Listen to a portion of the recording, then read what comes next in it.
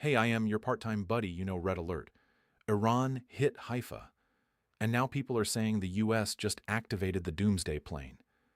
If you're watching this in real time, I'm going to slow the noise down and give you the only thing that matters right now: what's actually being claimed, what's actually confirmed, and what changes in the next 72 hours if this turns into a pattern. Because the internet is already stitching this into one clean movie plot. Haifa is burning. The US is preparing for nuclear war.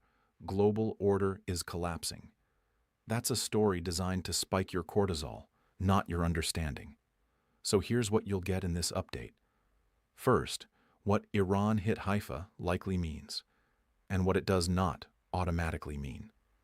Second, what the Doomsday Plane actually is, why it flies even when nothing apocalyptic is happening, and why people love using it as a fear prop. Third, the 3 signals to watch that will tell you whether this is a contained escalation or the opening of a wider phase. And I'll give you the payoff early. The scariest part of this isn't one strike or one plane. The scariest part is the feedback loop, how quickly perception is now turning into policy pressure on all sides. Now let's start with Haifa. When you hear Iran hit Haifa, you need to ask one simple question before you believe anything. Was it a confirmed impact or a claimed target? Because those are different. Right now, the core reporting has looked like this.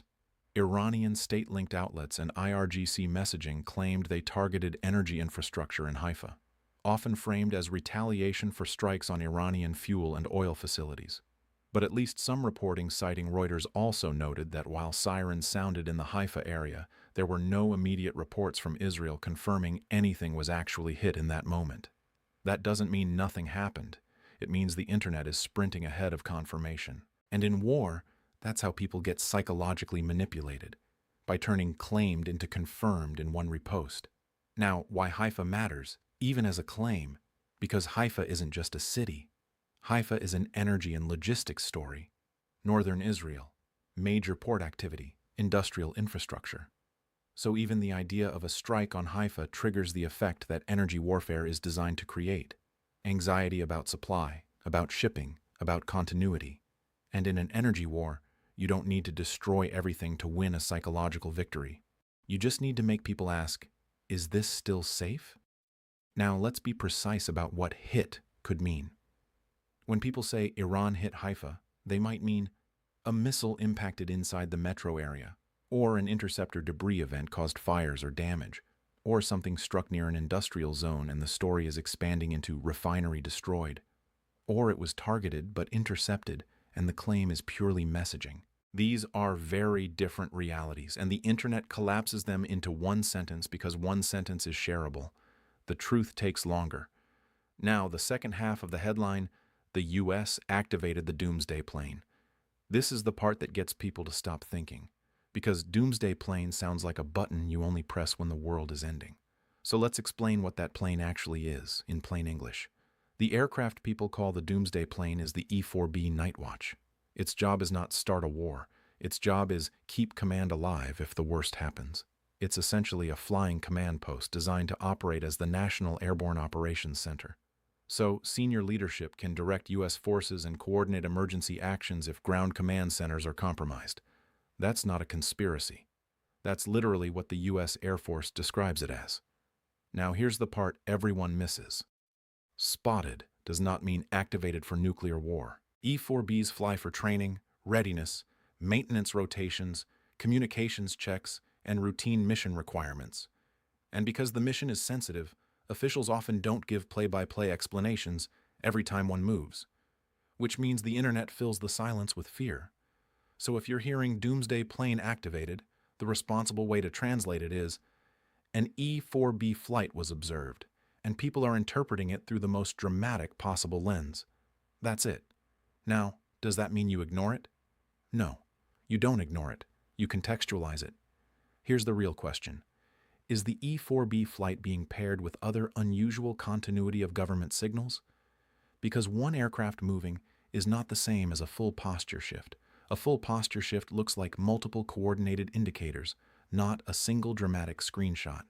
Now, Let's connect Haifa and the E4B in a way that actually makes sense. Why do people bundle these two stories? Because both are symbolic. Haifa represents energy vulnerability. The E4B represents command and control survival. And when you combine energy vulnerability with survivable command, you can sell a narrative that says, this is about to go nuclear. But the existence of continuity planning is not proof of imminent nuclear escalation. It's proof that grown-ups plan for worst cases even when they don't expect them. Now, here's the real hidden danger in this whole red alert moment. It's not that everyone suddenly wants escalation. It's that the environment is so saturated. Strikes, counterstrikes, drones, missiles, shipping risk, oil pressure, that leaders get pulled into escalation by fear of looking weak. And that's how miscalculation happens. Because once the public believes we're under existential threat, leaders lose room to de-escalate without looking like they're retreating. So if you want to understand where this goes next, stop staring at the loudest clip and watch these three signals. Signal 1. Repeatability. Was Haifa a one-off claim? Or do we see repeated, verifiable impacts on Israeli energy and logistics nodes over multiple days? Energy war becomes real when it's sustained, when the system starts changing behavior. Signal 2. Operational behavior. Do refineries shut units? Do ports slow? Do shipping routes adjust?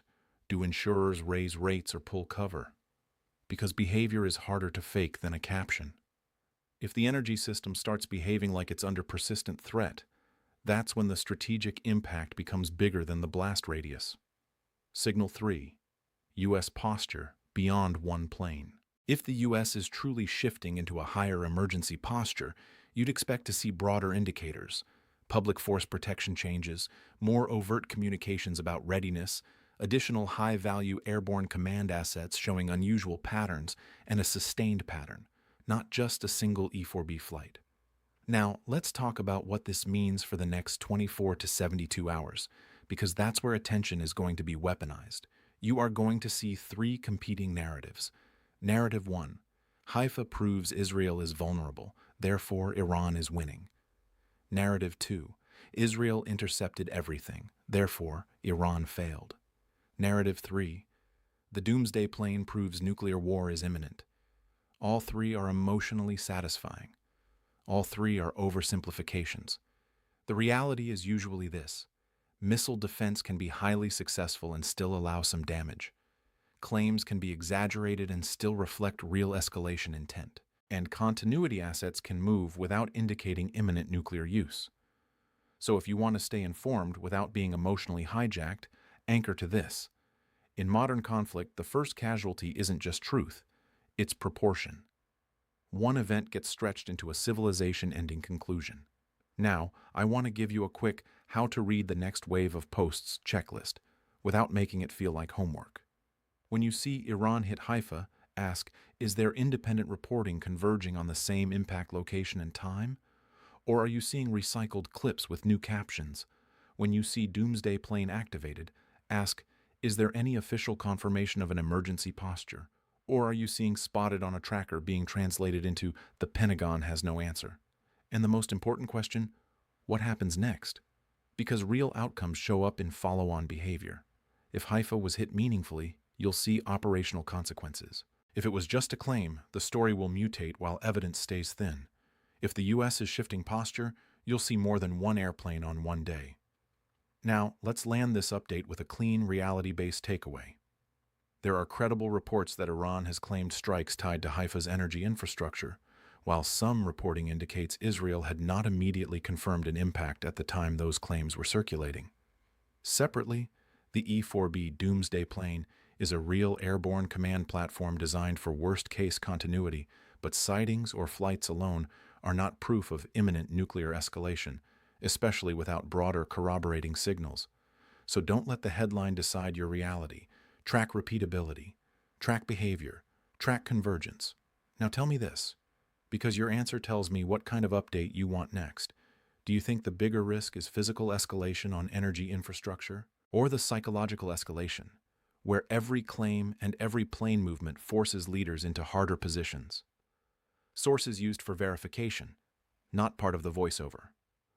Reuters reporting summarized by Money Control on Haifa.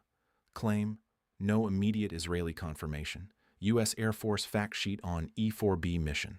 Money Control. Thanks for watching. Please like and subscribe this channel and press bell icon.